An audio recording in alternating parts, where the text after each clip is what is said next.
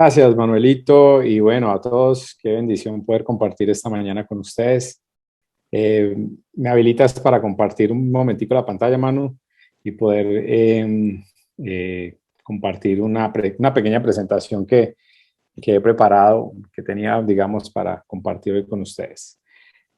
Hay una de las cosas que me llama la atención. Y bueno, tengo algunas historias para contarles, pero me gustaría contarles una muy cortica esta es digamos, un anexo, un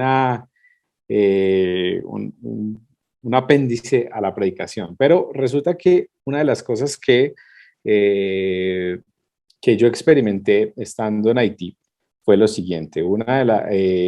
Cuando uno va a un país como eso, si ve tanta pobreza y tanta desolación y tanta destrucción, uno queda, de verdad, esa noche que llegué, yo casi no dormí, porque era como tanta la angustia de ver eso, que no era capaz de conciliar el sueño. Y uno veía a las personas que se encontraban en la calle o los que veía por ahí, haitianos, como con esos ojos de desesperanza tan tremendos, como si los niños ni siquiera, los niños ni siquiera jugaban, eran simplemente por ahí sentados porque no tenían energías de jugar, no tenían nada.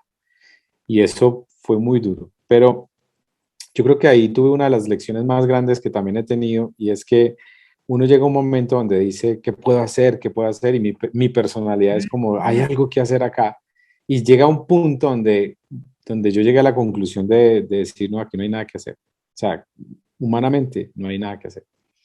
Pero al otro día, después de que me desperté, al siguiente día, uno de los misioneros de los misioneros haitianos, pues que estaba, insistía en que fuéramos a su iglesia, que fuéramos a su iglesia.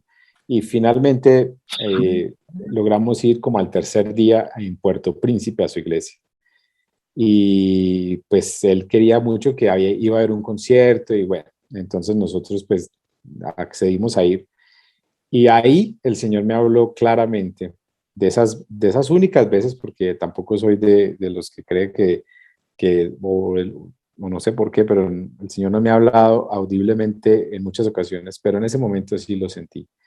Porque cuando llegué a la iglesia, vi a más de 1.000 haitianos en un lugar y cantaban y adoraban a Dios de una manera que yo nunca había escuchado, una alabanza. Musicalmente era increíble cómo tocaban y cómo cantaban al Señor. Y todos muy bien vestidos y todos muy organizaditos. Y cantaban y adoraron por 2, 3 horas, cantaron. Y yo me acuerdo que yo me senté en una de las bancas de la iglesia y lo único que hice fue llorar. Y ahí el Señor me dijo algo como, Andrés, ¿tú crees que yo no estoy aquí? Y que aún en medio de esta destrucción y de esto tan duro que se ve este país, aún en medio de esto, yo estoy acá y estoy haciendo algo. Y tengo un pueblo que aún me adora y que me ama. Y yo estoy en medio de ellos. Entonces quería contarles eso porque eso para mí fue uno de los momentos más bonitos de, de experimentar la gracia de Dios aún en situaciones tan difíciles y tan complicadas como las que vive el pueblo haitiano. Bueno, esta mañana quiero compartir un tema que para mí es muy difícil y que no es algo de lo cual tengo maestría o de lo cual manejo completamente o de lo que uno dice, bueno, de este tema hablo porque lo conozco y de hecho lo practico, sino que es un tema en el cual lucho mucho y es el tema de la oración.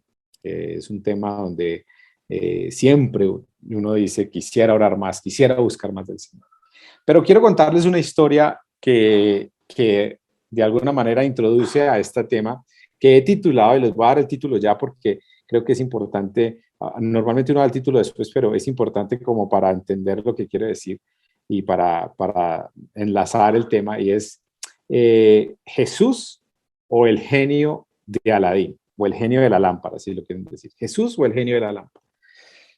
Resulta que más o menos yo conocí de Dios, llegué a la iglesia y conocí de Jesús más o menos a los 12, 13 años. Y yo me acuerdo que en ese momento me interesé mucho por el tema de la alabanza, por el tema de la música.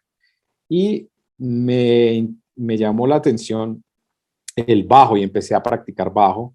Y bueno, empecé a pertenecer a la alabanza y por muchos años toqué en alabanza, pero más o menos como a los 13, 14 años, leí un versículo, que es el versículo que vamos a estudiar esta mañana, y escuché a un pastor o a alguien decir que había que orar con fe y que lo que usted pidiera, Dios se lo iba a dar.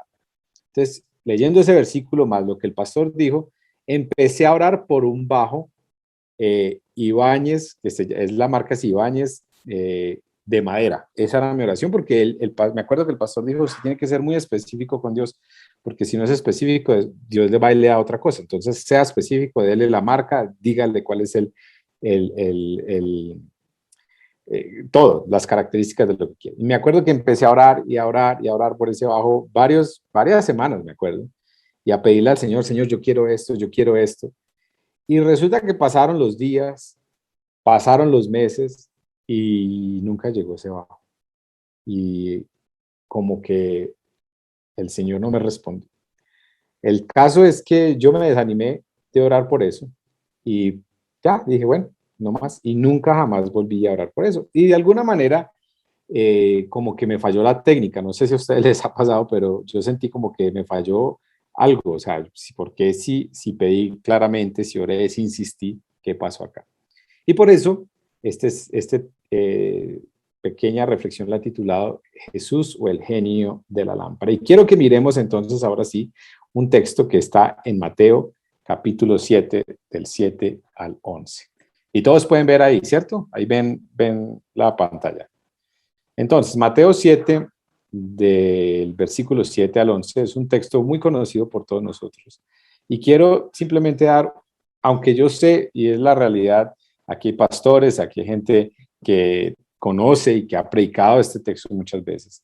Simplemente quiero dar una pequeña perspectiva diferente a lo que normalmente hemos enseñado de este texto. Mateo 7 dice lo siguiente. Jesús está hablando aquí en el Sermón del Monte, ¿cierto? Y este texto está enmarcado dentro de la enseñanza de Jesús del Sermón del Monte. Y en diferentes ocasiones del Sermón del Monte Jesús menciona el tema de la oración. No es la primera, de hecho ya aquí he hablado del Padre Nuestro. Y Jesús enfatiza el tema de la oración. Y aquí Jesús, ustedes saben que el Sermón del Monte probablemente no fue un sermón de una sola sentada, digámoslo así, sino que parece ser que era un momento donde Jesús subía con sus discípulos a una montaña, a un lugar específico y enseñaba diferentes ocasiones, y lo que vemos acá en el Sermón del Monte es más una compilación de las enseñanzas. Entonces, Mateo 7 dice lo siguiente: sigue pidiendo y recibirás lo que pides. Sigue buscando y encontrarás. Sigue llamando y la puerta se te abrirá. Pues todo el que pide recibe, todo el que busca encuentra, y a todo el que llama se le abrirá la puerta. Este fue el versículo que leí cuando era un adolescente en la iglesia, y que el pastor, uno de los pastores, no me acuerdo quién habló de esto, y decía, hay que pedir, y tiene que pedir específico, y tiene que pedir así, así es. Pero Jesús continúa diciendo en el versículo 9, ustedes los que son padres, si sus hijos le piden un pedazo de pan, ¿acaso les dan una piedra en su lugar? ¿O si les piden un pescado, les dan una serpiente? Claro que no. Así que si ustedes, gente pecadora, saben dar buenos regalos a sus hijos, ¿cuánto más su Padre Celestial dará buenos regalos a los que le piden? Me gustaría orar un segundito antes de continuar y poner este tiempo delante del Señor. Señor, gracias por tu misericordia. Gracias por permitirme a mí, Señor, compartir tu palabra con mis hermanos y traer, Señor, alguna reflexión frente a tu grandiosa y poderosa palabra para todos nosotros. Oro, Señor, que nos ayudes a ser un pueblo, Señor, que ora y te busca insistentemente, como este texto nos enseña. En el nombre de Jesús, amén y amén. Entonces, si ustedes miran en el esquema del Sermón del Monte, en el capítulo 7, hay diferentes cosas. Arranca hablando de no juzgar a los demás, luego viene el tema de la oración, luego habla del hacer a los demás lo que queremos que se nos haga, o la ley, los profetas, el árbol y sus frutos. O sea que no va como en una secuencia lógica lo que está pasando acá o este texto de la oración, sino que Jesús, seguramente en alguna de sus predicaciones o de sus enseñanzas de la oración, pues enfatizó este punto. ¿Y qué es entonces lo que Jesús está enfatizando aquí sobre la oración? ¿Por qué, si ya había enseñado de la oración? Porque si ustedes miran en Mateo 5 y en Mateo 6 específicamente, Jesús habla de la oración y ahí es donde nos da el Padre Nuestro. Y pasa a otro tema, pero luego vuelve a este tema. ¿Por qué Jesús está enfatizándonos acerca de la oración? Pues por varias razones. Una, porque se supone que nosotros como cristianos y como sus discípulos, pues debemos orar y debemos buscar. Pero es una lucha de todos nosotros cómo orar. ¿Cuál es, digámoslo así, cuál es la técnica para orar? ¿Qué es lo que debo decir para orar? ¿Cuántas horas debo orar? ¿Cómo debo orar? Jesús no especificó nada de eso. Simplemente lo que nos dijo es, oren, ustedes tienen que orar y pidan. Pero, ¿qué es lo que quiere decir Jesús aquí? Porque ese versículo podría simplemente significar, ore y pida lo que quiera, que el Señor le va a responder. Pero, ¿qué es lo que Jesús está enfatizando entonces acá? Y quiero compartir con ustedes algunas cositas que me parecen, que me llaman la atención. Lo primero que Jesús nos enfatiza aquí es que la oración es perseverante. Por eso esta imagen de alguien trotando y corriendo, porque hacer ejercicio es eso, es perseverar. Requiere disciplina, requiere esfuerzo. Y por ejemplo, aquí todos sabemos que Pedro es un disciplinado pues en la oración, pero también en correr, en trotar. Yo veo los estados que pone Pedro, como a las 3 de la mañana sale a trotar. Yo a esa hora estoy volteándome para cobijarme en la cama y uno se siente como mal cuando ve esos estados de Pedro, pero es esto lo que Jesús está diciendo. La oración es perseverante, requiere disciplina. Oramos entonces para reconocer nuestra dependencia de Dios. Por eso es que Jesús de alguna manera aquí, tanto como en el Padre Nuestro, nos está diciendo, ustedes deben orar por, en todo momento. Y por eso en el Padre Nuestro Jesús nos enseña a orar por el pan de cada día. No porque si no oramos no nos lo va a dar. El Señor provee aún a los que no oran. Lo que está diciendo aquí Jesús es la oración, es diaria, es perseverante, es una búsqueda constante del Señor. Entonces, este es el primer principio que Jesús nos está reenfatizando en este texto de Mateo 7. La oración es perseverante. Y hay una frase de Samuel Escobar que dice lo siguiente: no se trata de un contraste entre vida contemplativa o de retiro y vida activa participando en la sociedad. Ustedes saben que, por ejemplo, esta ha sido una lucha en toda la humanidad. Por eso surgieron de alguna manera las órdenes monásticas, porque la gente entendía que el buscar de Dios era apartarse de lo que hacía cotidianamente. Entonces, para poder concentrarme en Dios, pues tengo que apartarme y alejarme. Y surgieron entonces esas órdenes donde se iban alejados a dedicarse a la oración y a la búsqueda del Señor. Y digamos que no está mal. Pero lo que Jesús está diciendo aquí no es eso. Y Samuel Escobar lo enfatiza diciendo, se trata más bien de cultivar una relación con Dios que posibilite aunar todas las dimensiones de la vida orientadas para agradar a Dios. O sea, no es el hecho de alejarme e irme a orar y entonces no, es que si yo viviera en tal parte o si yo estuviera en tal centro de retiro, si yo estuviera en tal lado, entonces ahí sí oraría, pero pues es que ¿cómo hago para orar si tengo dos hijos? En el caso mío, si tengo que levantarme a las 6 de la mañana, nos tenemos que levantar, bañar al uno, desayunar, darle el desayuno al otro, mientras el otro desayuna, bañar el otro y correr, uno se la pasa así. Y Samuel Escobar lo que nos enfatiza aquí y hablando de este texto no es una cosa de o vida de retiro o vida loca, no, es cómo en la vida diaria podemos participar activamente en una relación con el Señor. Y eso es lo que Jesús nos está enseñando acá o nos está enfatizando, es la oración, requiere perseverancia, requiere disciplina.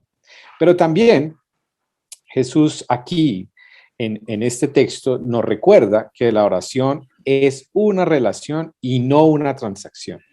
Y esto también es muy importante, porque Jesús, para explicar su punto de la oración, nos recuerda la relación entre un padre y un hijo y dice, mire, si ustedes, siendo aún malos pecadores, su hijo viene y le pide algo, usted no le va a dar cualquier cosa, usted busca darle lo mejor.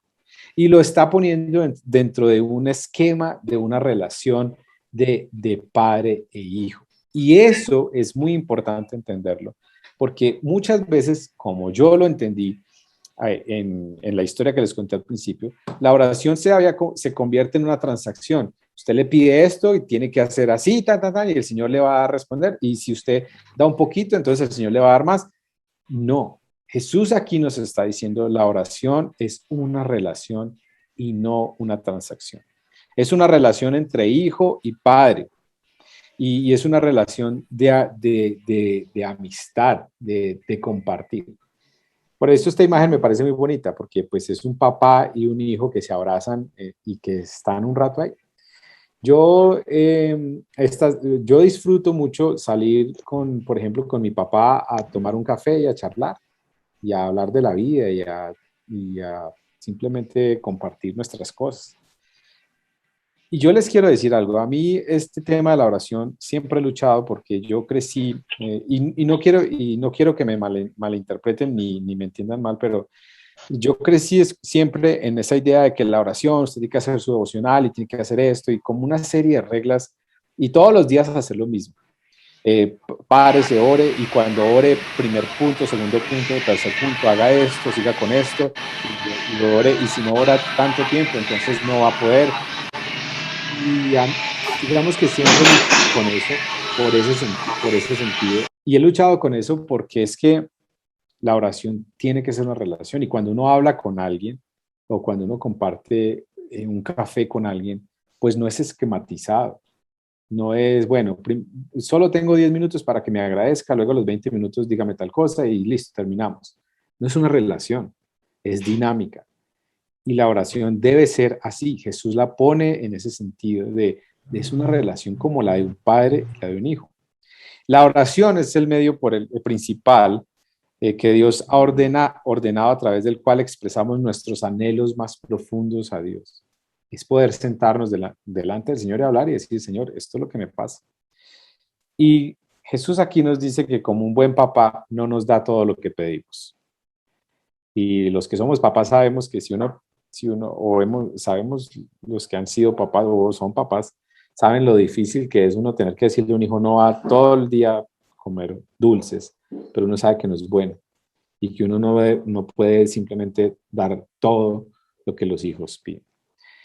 Y Martin Lloyd Jones dice lo siguiente: doy gracias a Dios de que Él no está dispuesto a hacer todo lo que le pido. Estoy profundamente agradecido a Dios porque no me concedió ciertas cosas que le pedí y porque Él cerró puertas en mi rostro. ¿Cuántos pueden decir amén? Yo esta frase le he dicho al Señor gracias, porque he orado por cosas que el Señor me ha dicho no. Y le doy gracias a Dios ahora, después del tiempo, de entender de que no estuvo dispuesto a hacer todo lo que le pedí y de que en muchas cosas que yo pedí, me dijo no, porque esa es su muestra de amor y de cariño y de misericordia conmigo. Entonces, Jesús aquí en este texto nos enfatiza que la oración es una relación y no una transacción. Y lo último que Jesús nos enseña en estos versículos, 4 versículos sencillitos, es que la oración no es frotar la lámpara de Aladino. La oración no es pida y hágale que yo lo que estoy aquí es para cumplirle sus deseos. De alguna manera hemos entendido un poco mal eh, digamos, el carácter o la soberanía de Dios en el mundo evangélico. Porque a veces siento, yo no sé, puede ser que esté equivocado, pero a veces siento que el Dios que nosotros entendemos y el Dios de la Biblia es un Dios que está a nuestro servicio y no al revés. Y a veces pienso que la oración, y por eso creo que muchas veces la oración, yo he escuchado oraciones de personas que parece que le están dando órdenes a Dios. Señor, yo decreto que hagas tal cosa, entonces el Señor tiene que hacer. Señor, que tienes que funcionar aquí, que tienes que hacer. Y parece ser que la oración se ha convertido entonces en frotar una lámpara donde el genio sale y hace todo lo que nosotros deseamos. En la oración no persuadimos a Dios, sino que más bien luchamos nosotros con nosotros mismos para someternos a Él. No es moverle el brazo a Dios, es, Señor, permíteme entender cuál es tu voluntad en esto. Luchamos con nosotros mismos para someternos a Él. Antes que pidamos, tenemos que saber qué pedir. Y si eso que estamos pidiendo está de acuerdo con la voluntad de Dios, tenemos que creer que Dios lo va a conceder, lo puede conceder. Y tenemos genuinamente desear recibirlo. Y así entonces las promesas de Dios y las misericordias de Jesús se convierten en una realidad. De alguna manera en la oración lo que hace, el orar y el estar más con el Señor nos tiene que llevar a entender y a conocer mucho más su carácter y entender quién es Él y entender su soberanía y a descansar en esa soberanía también. Y entonces aquí quiero compartirles una frase de John Stott que me llama mucho la atención y me gusta mucho. Y dice, la oración suena muy sencilla. Simplemente pidan, busquen y toquen y en cada caso se les responderá. Por eso ese versículo es tan complicado porque suena como esto. Pida, busque y toque, que en cualquier caso se le va a responder. Pero mire lo que dice John Stott. La oración presupone conocimiento, ya que Dios da sus dádivas solamente si ellas están de acuerdo con su voluntad. Tenemos que esmerarnos en descubrir su voluntad mediante las escrituras. Nuestra oración está fundamentada en la escritura. Y cuando oramos, creyendo y conociendo al Dios de la escritura, pues nuestra oración va a estar acorde a su palabra. Entonces, esto es parte de lo que Jesús nos está enfatizando aquí en este texto. Que la oración requiere perseverancia, requiere disciplina, y en eso, les tengo que confesar, yo fallo. Que la oración es una relación y no una transacción.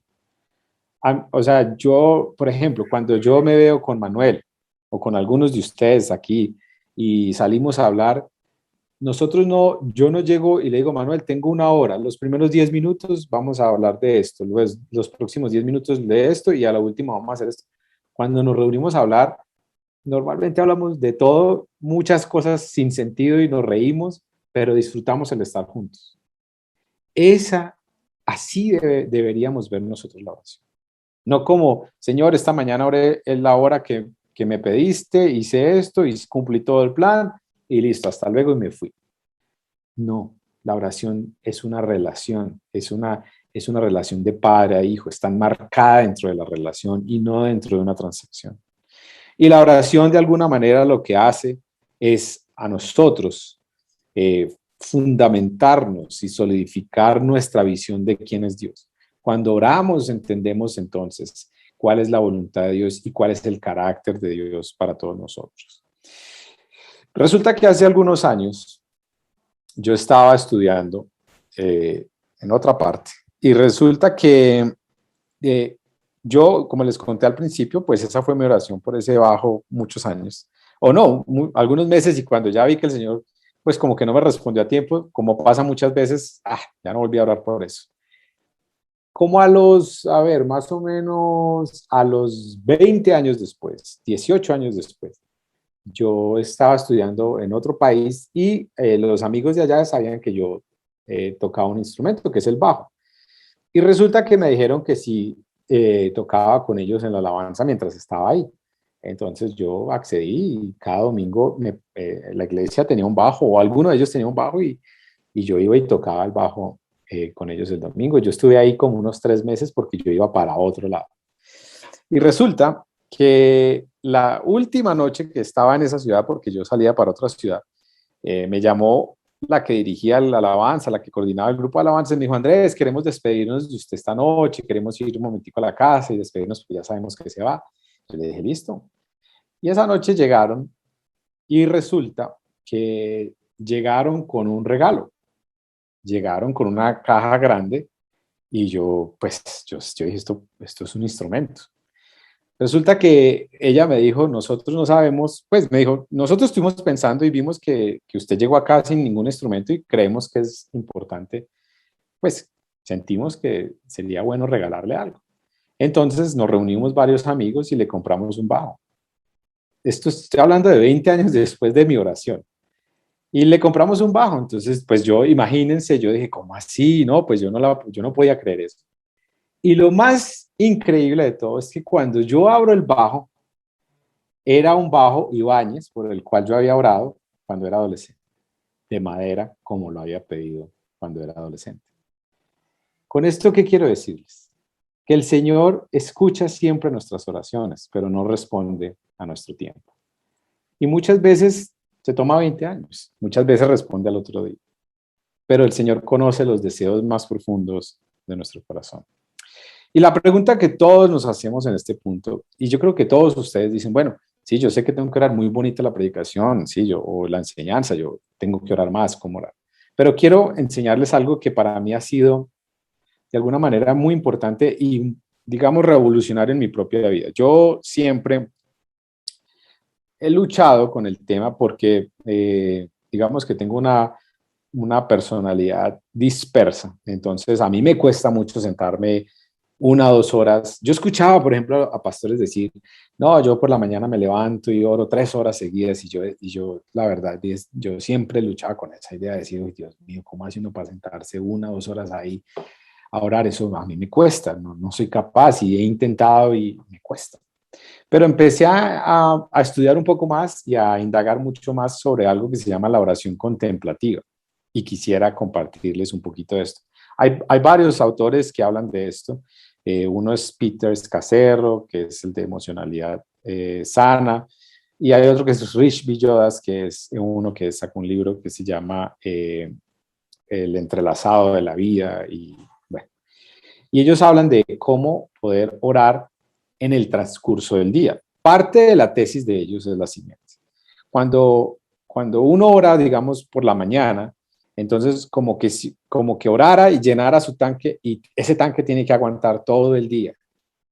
Y ellos en su teoría hablan de que a veces ese tanque en la tarde ya está vacío, que ellos han encontrado que es muy interesante poder tener varios espacios en el día donde podemos orar y donde podemos sacar 10, 15 minutos durante el día. Y esto surge no de ellos, surge de esas órdenes monásticas o esas órdenes que se iban a orar. No era gente que orara todo el día, tenían algo que se llamaban los oficios diarios y era espacios de trabajo, espacios de oración, espacios de comunidad, espacios de día y los iban intercalando en el día. Entonces quiero compartirles algo que me llamó y que yo estoy practicando en mi propia vida que de pronto les puede servir a ustedes. Y es un plan de oración contemplativa de 15 minutos al día, varias veces si quieren. Pero arranque o comencemos con estos 15 minutos al menos. Y son 3 cositas que quiero simplemente compartir. O que usted hace en esos 15 minutos, si quiere lo divide en 5 minutos cada uno. 5 minutos de espera. Y estos 5 minutos es de silencio. Disfrutar la presencia de Dios en silencio, sin necesidad de decir nada. Simplemente estar con Él y poner su mente en el Señor o adorarlo en su mente y simplemente disfrutar el silencio de la presencia de Dios, del Espíritu Santo que habita en usted. Entonces aquí, por ejemplo, yo normalmente oro y en silencio medito el Padre Nuestro, lo repito y trato de concentrar mi mente y mi corazón en Dios. Y es la meditación contemplativa al Señor. Lo segundo es la escucha y es 5 minutos para meditar en la palabra de Dios en ese momento. Hasta aquí no ha dicho nada, simplemente escucha la palabra del Señor, la lee y medita en la palabra del Señor. Y lo último, expresa. Y es orar, anotar, escribir, o ahí hablar con Dios de las emociones más profundas de nuestra mente y de nuestro corazón. Y esto, por eso les decía, esto no me lo inventé yo, esto hay varios pastores y teólogos y espiritualistas que hablan de este tema de la oración contemplativa. Y a mí personalmente me ha ayudado. me ha ayudado a perseverar más en la oración, me ha ayudado a buscar más al Señor, a ver la oración no tanto como una transacción y a no ver la oración como, Señor, te pido y tienes que responderme, sino, Señor, necesito conocer tu voluntad.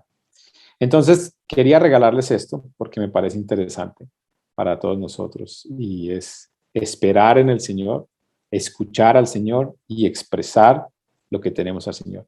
Esto son 15 minutos. Y si lográramos, por ejemplo, hacer esto en la mañana, recién nos levantamos o después de que nos tomamos un café, si lográramos hacer esto en un momento al mediodía y en la noche o en la tarde, yo pienso que nuestras vidas espirituales podrían avanzar mucho más y podrían ser mucho más profundas. Entonces, esto para todos nosotros es un desafío, pero la realidad es que Jesús es nuestro modelo. Jesús vivió una vida de oración y nosotros vemos, por ejemplo, en las Escrituras que Jesús oraba en las madrugadas, pero no siempre, a veces oraba en la noche, a veces oraba en la tarde. O sea, no hay una regla, es que este es el horario. No. Si usted es una persona que madruga y le encanta ese horario, disfrútelo, Señor. Pero hay otros que de pronto tienen otros espacios, todos somos muy diferentes. Pero ojalá lográramos buscar al Señor de manera contemplativa y orar mucho más de lo que estamos haciendo.